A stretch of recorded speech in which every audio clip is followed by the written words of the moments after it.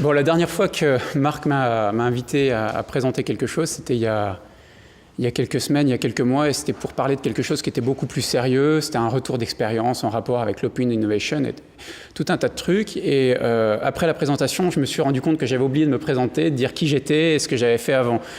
Donc voilà, moi, à la base, je suis physicien, j'ai une formation un peu plus business aussi, et j'ai fondé une boîte qui s'appelle Présence. Je ne vais pas en raconter des tartines, c'est pas du tout l'objet. Alors, je vous dis ça parce qu'au détour d'une phrase, la dernière fois, alors que j'allais parler d'un truc un petit peu sérieux, j'ai mentionné un certain nombre de hobbies. Je les ai remis en petit ici, alors vous ne pouvez pas lire, mais je vais vous le lire. Il y avait résoudre le Rubik's Cube en 50 secondes. Il y avait explorer les souterrains parisiens. Et puis il y avait aussi faire des tours de magie. Alors là, j'ai dit ça, je pensais que ça allait passer inaperçu. Et manque de peau, Marc m'a gentiment demandé d'intervenir ce soir sur le thème « La magie de l'innovation ». Alors voilà, j'étais bien embêté, j'ai dit que j'étais magicien. C'était un tout petit peu vrai, mais bon, voilà, maintenant j'y suis. Alors, je me disais, en préparant la présentation, de quoi est-ce que je vais parler ? Je me suis dit, magie, innovation, le remède magique à la crise, l'innovation, le remède magique à la crise, les incantations aux dieux de l'innovation. Enfin, on parle de tous les discours politiques, les rapports, etc. On parle d'innovation un petit peu comme un remède magique, on n'arrête pas d'en parler. Alors, je me suis dit, je vais peut-être essayer de partir dans cette direction, creuser un petit peu, puis voir où on arrive. Puis après, je me suis rappelé que le prestidigitateur de l'innovation, en fait, c'était pas moi, c'était Marc Giget. Et en fait, cette présentation, il l'a faite avant, donc j'ai bien fait de ne pas partir dans cette direction. Et donc j'ai continué à réfléchir. Et je me suis souvenu de l'époque où j'étais étudiant, où je faisais de la physique. Et je faisais aussi des spectacles de magie pendant 10 ans, pour payer mes études notamment. Et souvent, après les spectacles, les gens venaient me voir et me disaient « Mais alors Albert, c'est un peu bizarre parce que vous faites de la physique et puis vous êtes magicien à côté. C'est quoi le rapport ? Enfin, c'est un peu paradoxal quand même. Magie, science, ça ne va pas trop ensemble. » Alors c'est là-dessus que je suis parti. En fait, souvent, la réponse que je faisais, c'est non, il n'y a pas du tout de paradoxe, c'est tout le contraire. Et puis c'est de ça que je vais parler un petit peu ce soir. Alors, c'est une présentation qui n'est pas du tout sérieuse, enfin pas trop sérieuse, et puis voilà. Je commence avec quelques définitions. Alors, quel est le rapport entre l'innovation / la science et puis l'innovation, et puis la magie, pardon. Je manque de sucre, donc je commence à perdre mes mots et puis à les mélanger. Donc ne soyez pas surpris si à la fin de la présentation, je fais des phrases qui n'ont ni queue ni tête.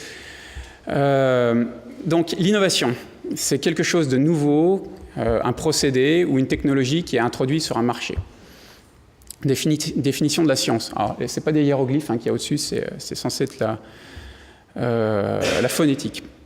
La science, c'est l'étude systématique de phénomènes naturels ou de comportements à travers l'observation, des expérimentations, des mesures, et puis la théorisation, je ne sais pas si ça se dit, la formulation de lois. Ça, c'est l'innovation et la science. La magie.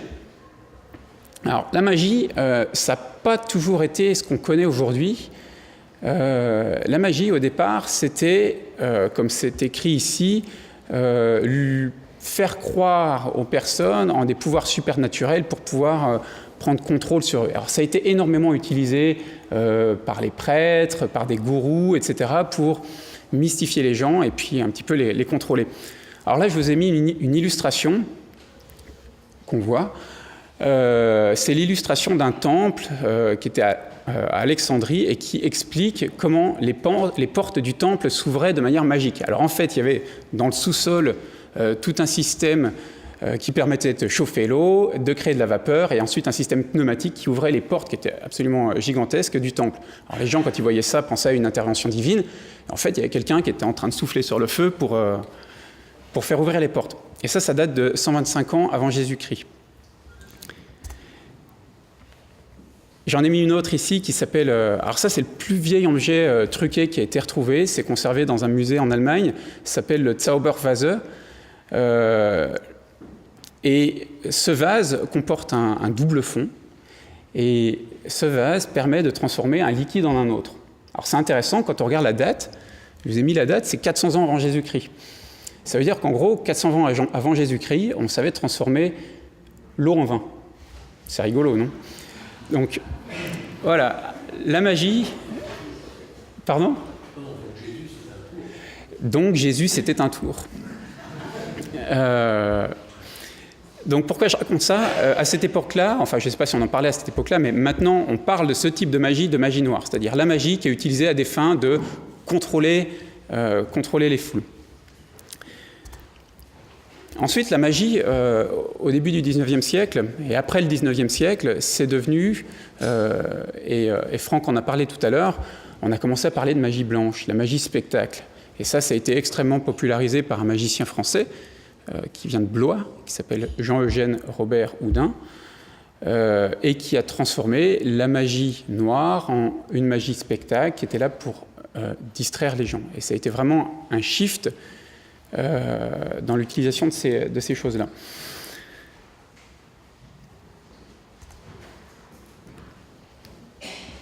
Voilà, alors on a parlé d'innovation et de science, on a parlé un petit peu de magie, maintenant je vais vous parler un petit peu de la relation qu'il y a entre ces choses-là, cette relation un petit peu paradoxale. Alors j'ai mis en tout petit là un mot, prestidigitation, c'est un autre terme pour magie, ça vient du latin, preste qui veut dire rapide, et puis digitus, les doigts. C'est la rapidité des doigts. Et en fait le magicien a toujours un temps d'avance, il est toujours en avance. Alors il est en avance sur plusieurs choses. Il est en avance sur le spectateur. Pendant que le spectateur regarde ici, le magicien est en train de fouiller sous la table. Mais pour revenir à ce que je disais avant, il est aussi en avance un petit peu sur le temps et sur les technologies qui sont utilisées. Franck parlait tout à l'heure des électroaimants qui étaient utilisés en Afrique. Les gens ne connaissent pas les électroaimants et le magicien s'en sert pour faire des trucs. Et ça a été comme ça... depuis que la magie existe, le magicien est en avance sur des savoirs, sur des technologies, aux dépens des personnes ou des spectateurs. Donc là, on est sur l'innovation technologique. J'essaie de faire des liens un petit peu tirés par les cheveux entre l'innovation et la magie. Autre chose, l'effet plutôt que la technique. Et cette fois-ci, on est sur l'art de la misdirection. Alors ça, c'est un autre grand principe en magie, c'est la misdirection, le détournement d'attention. Cacher des choses qui sont extrêmement compliquées à faire et on a l'impression, le spectateur a l'impression que c'est très facile, que ça marche. Je voudrais faire un autre parallèle avec l'innovation non technologique. Si on prend par exemple l'exemple de l'iPhone, l'iPhone, pas de technologie nouvelle, mais un ensemble de technologies et en apparence c'est ultra simple. Et le magicien fait un petit peu ces choses, c'est-à-dire il fait des choses extrêmement compliquées avec les doigts et pourtant c'est invisible au spectateur. Encore une fois, c'est extrêmement tiré par les cheveux, je vous l'accorde. Je vous avais prévenu.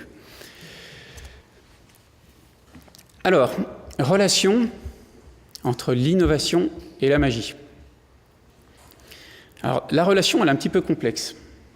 Elle est à la fois au niveau du tour, c'est-à-dire au niveau de l'effet, mais elle est aussi au niveau de l'explication ou de la pseudo-explication.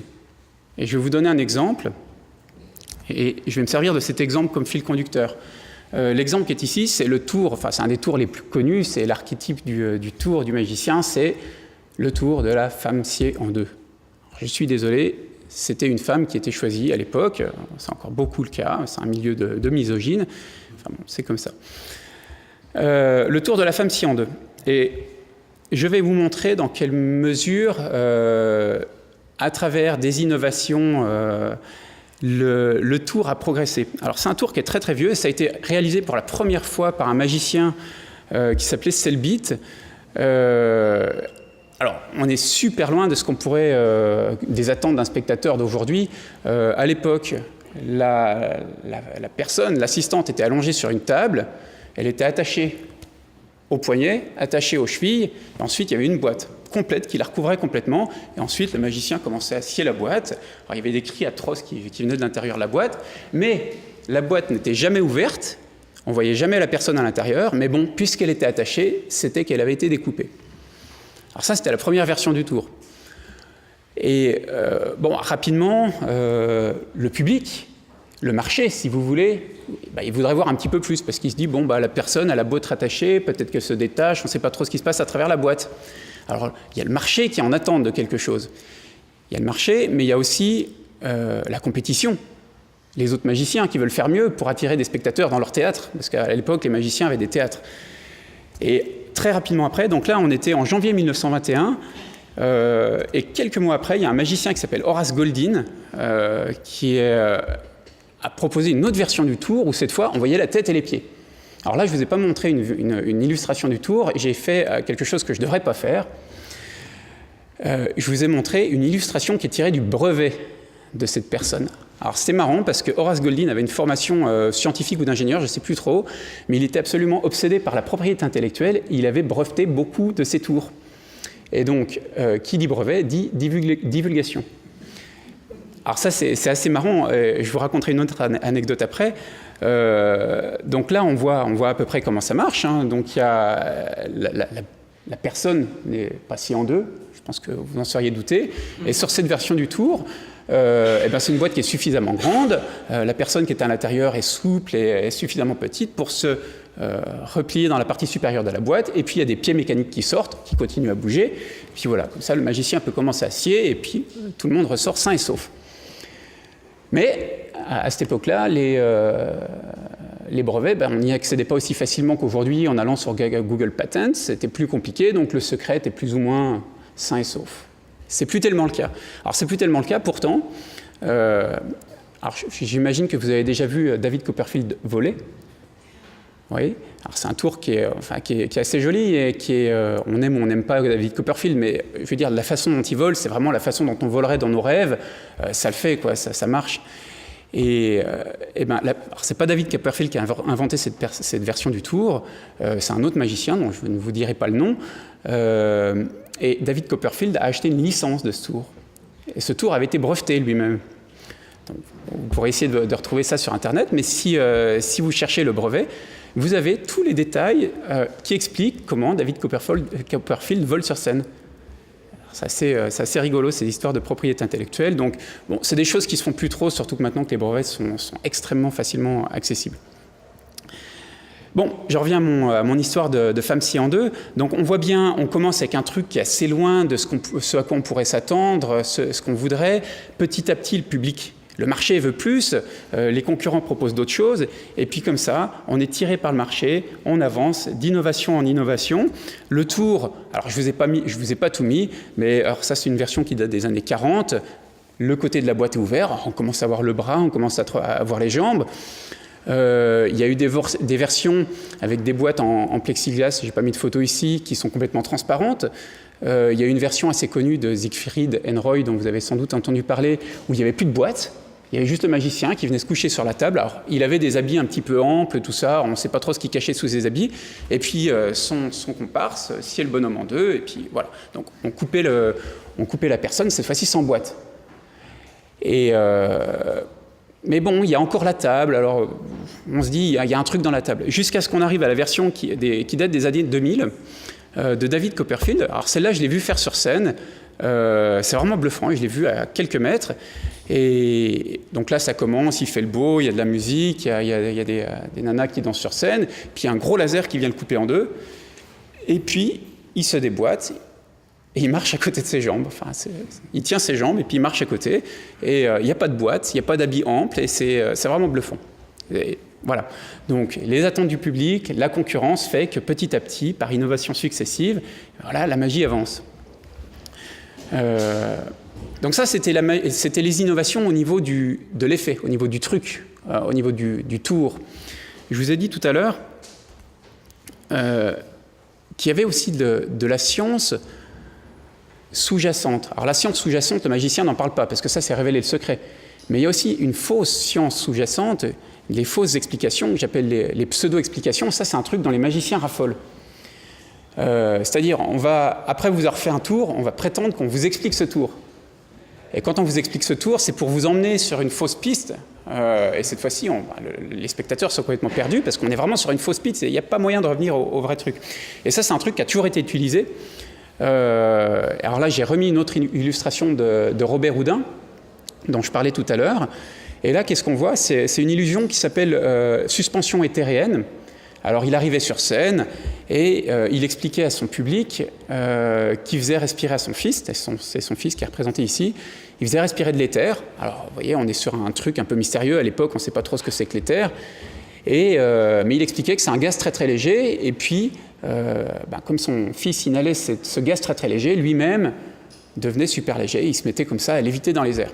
Alors, le truc qui était assez marrant aussi, je ne suis pas sûr que ce soit autorisé aujourd'hui, c'est qu'il avait des gens en coulisses qui balançaient sur des plaques chaudes de l'éther pour que ça sente un peu l'éther dans la salle et pour rendre le truc encore plus crédible.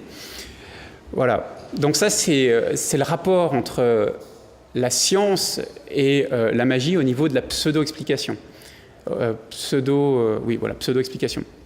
Donc vous vous souvenez, j'ai parlé de la relation entre la magie et l'innovation et la science. Il y en a au niveau du tour lui-même, c'est ce qui fait progresser le tour, puis il y en a aussi au niveau de ce que le magicien, du baratin, qui va raconter à ses spectateurs. Alors j'ai commencé la présentation par parler un petit peu de magie noire, et j'ai dit que c'était le avant, et que maintenant c'était plus utilisé. En fait, c'est pas vrai. La magie noire, c'est encore utilisé beaucoup par les gourous des sectes notamment. Alors il y a des gens très connus comme Gérard Majax qui se sont battus, qui continuent de se battre très activement contre les gourous, et où ces gourous vont utiliser des connaissances qui ne sont pas connues des gens pour avoir une certaine emprise sur eux. C'est ce que font encore les gourous, les Uri Geller, etc., qui font tordre des objets à distance, tout un tas de choses. Et puis, c'est aussi, ils utilisent ça notamment pour les pseudo-explications. Alors là, je vous ai mis l'illustration, c'est la couverture d'un livre que j'ai lu il y a quelques années. Alors ma sœur, qui n'a pas de formation scientifique, m'avait parlé de ce livre. Alors l'auteur s'appelle Jérémy Narby, c'est un anthropologue. Et elle me dit, c'est génial parce que... alors elle avait lu le livre, elle m'explique ce qu'il y avait dedans, ça m'a un petit peu interloqué, donc j'ai lu le livre moi-même. Et en fait, la thèse de ce monsieur, qui expliquait dans sa thèse, d'ailleurs il est docteur, ça fait un petit peu peur, mais il est docteur, et il explique dans sa thèse et dans son livre qu'en Amazonie, les Indiens, pour gagner une nouvelle connaissance sur les plantes, pour savoir quelles plantes ils peuvent manger, quelle dose de curare il faut mettre sur une flèche avant de tuer un animal pour pouvoir le tuer, mais sans empoisonner la plante. Mais il explique que les Indiens, ils prennent du péiocle, ils se défoncent complètement, et ensuite, quand ils sont complètement défoncés, ils voient des trucs qui tournent un petit peu dans tous les sens. Et ce qu'explique cette personne dans son livre, c'est que ces Indiens qui voient des hélices qui tournent, ces hélices, en fait, ils ne sont pas défoncés. En fait, ils ont accès direct à la structure hélicoïdale de l'ADN. Et c'est pour ça qu'ils acquièrent cette nouvelle connaissance. Et voilà, tout son livre est basé sur ces espèces d'analogies entre, en utilisant un petit peu un vocable scientifique, mais qui ne repose sur aucune... Enfin, il n'y a pas de théorie scientifique derrière. Et voilà. Et des gens y croient. Donc je résume. Il y a une relation entre la magie, l'innovation et la science, alors qui peut paraître paradoxale. Je vous ai mis sur la première colonne de droite, c'est la magie blanche, puis je vous ai mis 3 lignes. Il y a le truc, enfin pas le truc en français, l'effet, le tour. Alors si on prend l'exemple de c'est la lévitation. Ensuite, il y a le secret du magicien, ce qu'on appelle le truc en français, qui peut par exemple reposer sur des nouveaux matériaux, des fibres très très fines, très très résistantes qui permettent de faire voler David Copperfield, par exemple. Et puis il y a la pseudo-explication qu'on peut donner. Alors là, ça peut être l'éther, ça peut être autre chose. Donc ça, c'est cool. C'est la magie pour distraire les gens. Et à côté, il y a aussi la magie noire, et ça fonctionne de la même manière. On a le tour, par exemple, enfin l'effet, accéder à une connaissance des plantes. Alors, le vrai truc, c'est pas parce qu'ils se défoncent avec du péiocle, c'est parce que c'est un apprentissage empirique. Donc, une fois qu'ils ont mangé ces petites baies rouges et que ça les a rendus malades, la prochaine fois, ils n'en mangent pas. Ça fonctionne plutôt comme ça. Et puis il y a la pseudo-explication qui sont l'utilisation de narcotiques. Et ça, l'utilisation de ce genre d'abus pour gagner un certain contrôle sur les gens, abuser de leur naïveté, c'est mal.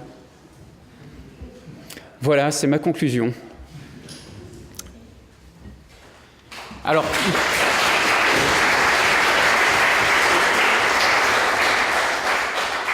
j'ai la sensation, je ne sais pas, il me reste un petit peu de temps. Alors, j'ai appris tout à l'heure en arrivant qu'il fallait que je fasse aussi des tours. Et c'est là que je suis un petit peu plus embêté parce que j'ai rien prévu. Ouais, j'ai rien apporté en fait. Alors, je vais quand même essayer de faire quelque chose, mais j'ai besoin d'aide. C'est pour couper une dame, non? Non, malheureusement, j'ai pas porté. Parce qu'on avait prévu 2 dames que tu pouvais couper. Ah, bon, non, alors je vais choisir quelqu'un dans. J'en vois qui a regardé la touche. Oui, tu parles. Non, en fait, j'ai besoin d'aide de tout le monde. Alors, ça va pas être des trucs francs, ça va être des choses beaucoup plus simples. Je ne vais pas faire une présentation sérieuse, je ne vais pas faire des trucs sérieux, je ne sais pas faire des trucs sérieux. Alors, je vais demander à tout le monde de bien vouloir lever la main droite. Droite, tout le monde est bon. Pas bien la main gauche, main droite. Bien, on baisse la main droite, on lève la main gauche. Parfait. On bouge un petit peu, comme ça nous réveille. Parfait, on lève les 2 mains. On danse un petit peu. Marc, tu peux prendre une photo. Vous voyez, on peut vous faire n'importe quoi. Ça, c'est un autre pouvoir des magiciens. Je vous aurais dit de danser sur les tables, vous l'auriez fait.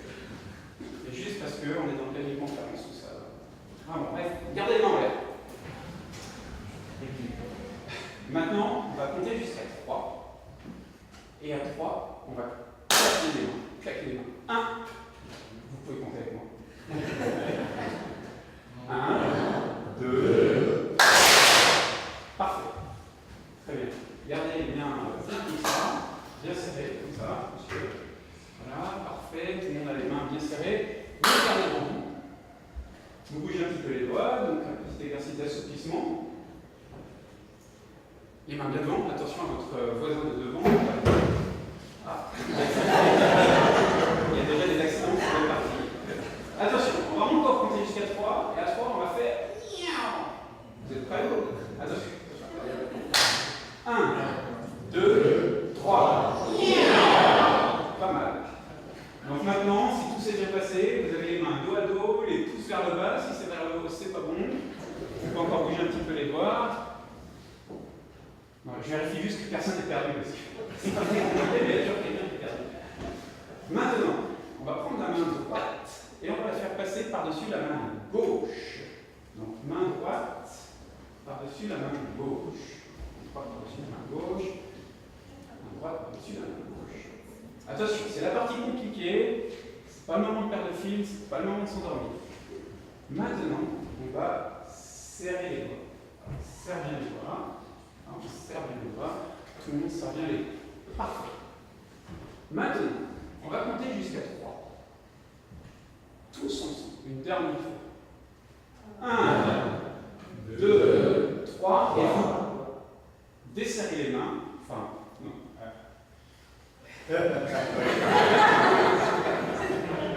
Là-bas au fond de la tête, enfin la jambe par-dessus l'épaule, ça sert à rien.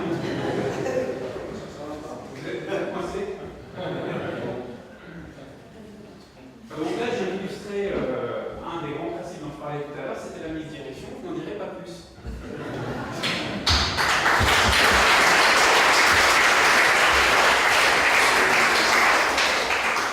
Normalement, je devais faire ça pour faire un petit peu d'autopromotion. Je vais le faire engueuler par Marc après. Bon, alors, pour le tour qui suit, j'ai un petit peu menti parce que j'ai apporté un truc. Je vais avoir besoin de 2 personnes. Alors, j'ai besoin. Ah, Sylvie. Vous me rejoignez sur scène. Et. Ah non, vous êtes déjà participé tout à l'heure. Hein.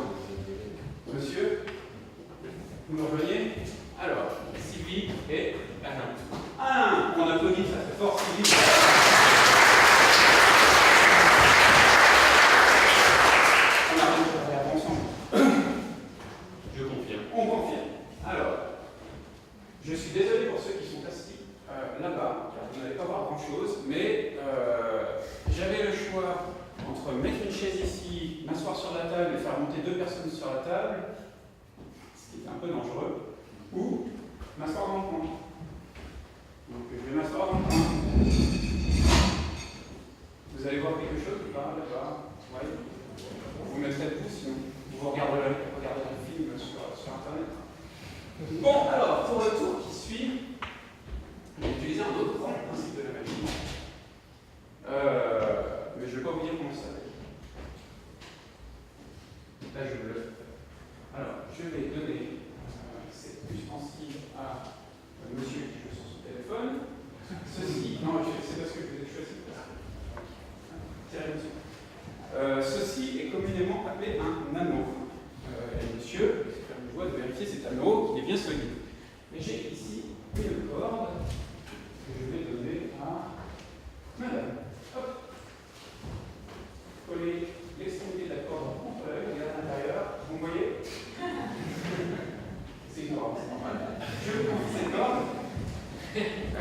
Vérifier qu'elle est bien solide, qu'il n'y a pas de pigeon cachés à l'intérieur, pas d'éléphant, et pas d'aimant. C'est une corde normale.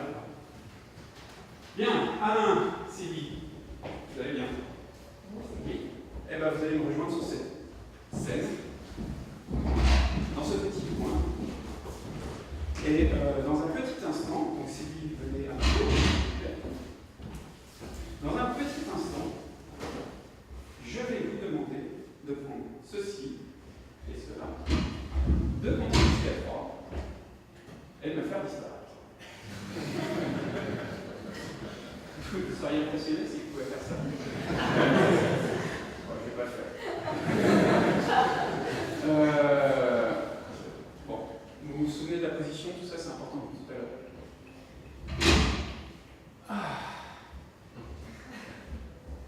Ça va? Comment il est cet anneau? Solide. Solide? Vous allez tirer fort dessus? Bien.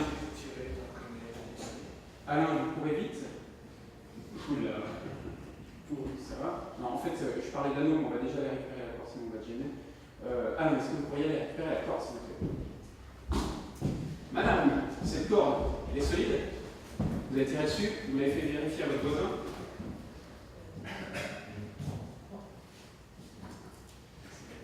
Alain, vous pouvez tirer un petit peu dessus aussi si vous voulez.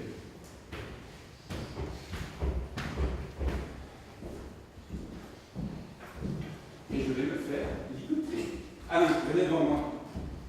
Je vais vous demander de faire tirer très fort sur les extrémités, très très fort, le plus fort que vous pouvez, et vous faites un nœud par-dessus les poignets. N'hésitez pas à serrer le plus fort que vous pouvez. Non, serrez plus fort, non, serrez, tirez plus. Si vous aidez-le, parce que j'ai l'impression que vous êtes un peu. Non, serrez plus fort, sérieusement. Non, c'est passé.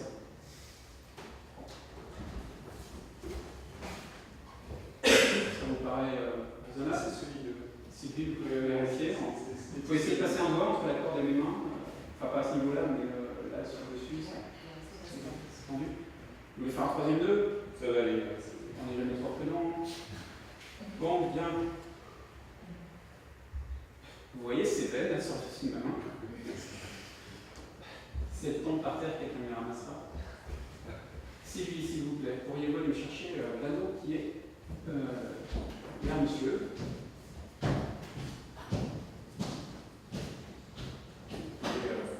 Je préviens notre tour après, mais c'est un tour de carte, je suis pas sûr de pouvoir le faire avec les doigts tout le monde. Je vais pas le faire sans dernier. Vous pouvez passer la main, s'il vous plaît. Ouais, vous me le donnez. Merci pour que je puisse l'attraper. Parfait. Ah, Sylvie, vous vous souvenez tout à l'heure, je vous ai montré ce morceau de tissu. Est-ce que vous pourriez le prendre, que je vous l'ai montré dans l'autre sens, rectangulaire, et vous me le posez sur les épaules et sur les jambes. Voilà, un petit peu plus. Non, c'est bien comme ça. Attends, j'ai bien un truc tout coincé. Enlevez tout ça. Mettez-le par terre, s'il vous plaît. Enlevez-le. Aidez-moi, s'il vous plaît, parce que j'ai l'anneau qui est coincé.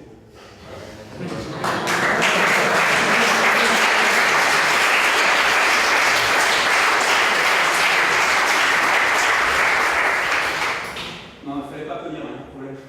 Ah non, vous pourriez enlever l'anneau, c'est bon. C'est absolument impossible. Alors, ok, lâchez l'anneau, attrapez-moi le bras, s'il vous plaît. Enfin, plus haut, à pleine main, avec les deux mains. déboîtez-moi le four. Non, ça c'est une blague, je vais tomber. Bon, enfin, on va continuer comme ça. Est-ce que vous pourriez reprendre tous les deux un point du tissu et me mettre dessus sur les bras, etc. Alain, est-ce que vous pourriez m'aider?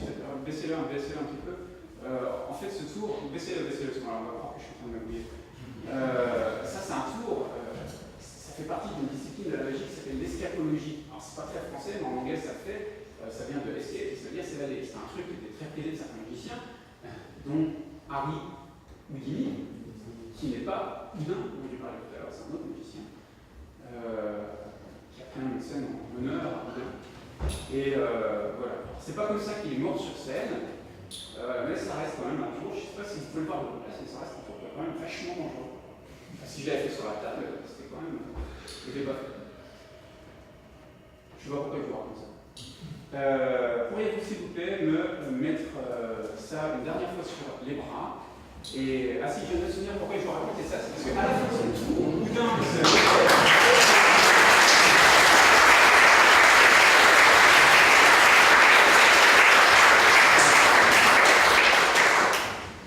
une salle d'applaudissements pour Sylvie et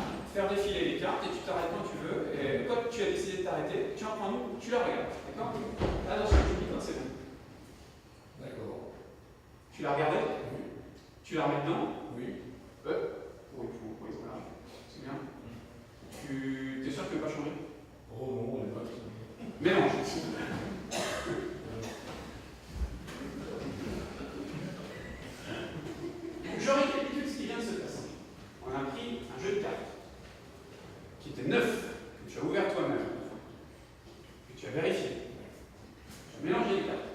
Jusqu'à maintenant, je n'ai touché strictement rien. Et pourtant, je peux remettre les cartes dans le paquet.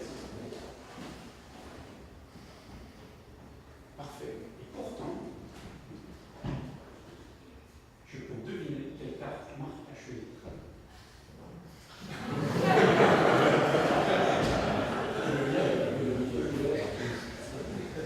Marc, pour que tout le monde puisse profiter de ce qui va se passer maintenant, pourrais-tu, s'il te plaît, annoncer à voix haute le nom de la carte que tu as choisie? Il va y avoir un truc, là, je peux le faire. Alors, très bonne référence, Marc. Je voudrais que tu annonces le nom de la carte que tu as choisie. 7 de pique. Le 7 de pique. Tout le monde a bien entendu. Le 7 de pique. Là-bas, sur le tableau, il y a un jeu, un paquet de cartes. Dans ce paquet de cartes, il y a 52 cartes, car j'ai enlevé les 2 jeux. Donc, pas toucher ce paquet de cartes. Pas encore. 52 cartes. Et Marc a choisi le 7 de pique.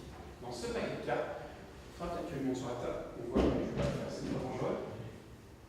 Il y a 52 cartes. Parmi ces 52 cartes, une seule est à l'envers. Marc, est-ce que tu vois cette carte? Oui. Est-ce que tu pourrais attraper cette carte s'il te plaît? Oui. Tu la regardes, tu me la montres avant. Tu la montres à ces messieurs-là.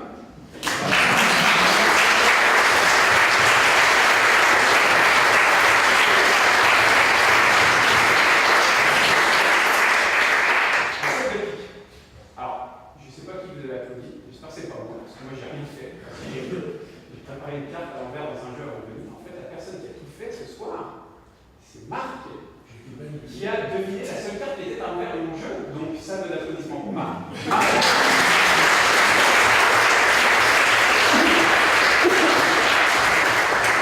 Et un grand merci pour être le prestidigitateur de l'innovation.